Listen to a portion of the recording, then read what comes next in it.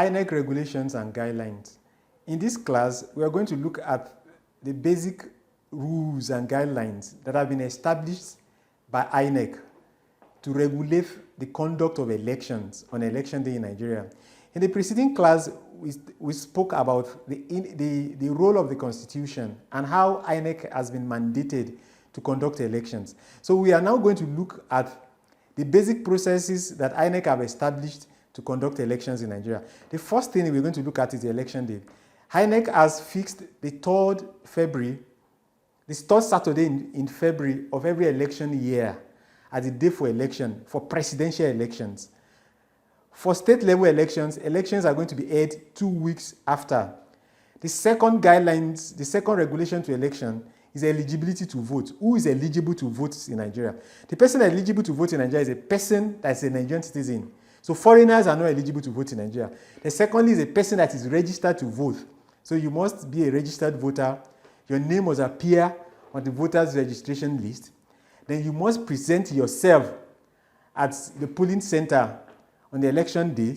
Then you must have a valid voter's card. Then voting points. Voting points are supposed to have between 500 and 750 electorates. So you must go to those voting points where you have registered to vote.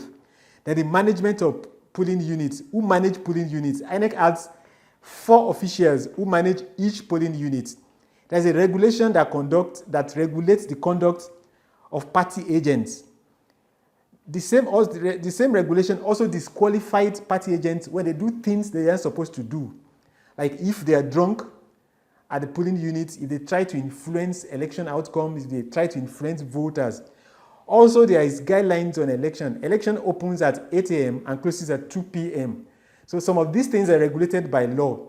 Also, there is a law or a regulation against the use of another person's permanent voter's card. So you can't come to vote using another person's voter's card. Also, there is a regulation that prohibits the use of phones at polling booths, at polling units. So if you look at all of this, there are guidelines. So you know the election day, you know what you are supposed to do, you know when you are eligible to vote, you know who is a voter, you know who is not eligible to vote. The conduct, how do you conduct yourself at a polling unit? Who is supposed to be the managers of each polling unit? What's supposed to be the size of each polling unit? Who is qualified to be a party agent? What time does the polling start? The polling unit, when does it open? Should you go there at 6 a.m.?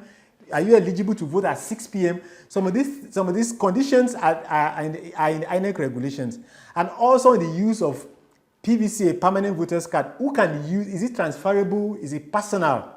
Then phone calls. Can you make phone calls while voting? Can you snap your ballot paper? Some of these conditions are listed in INEC regulations and guidelines.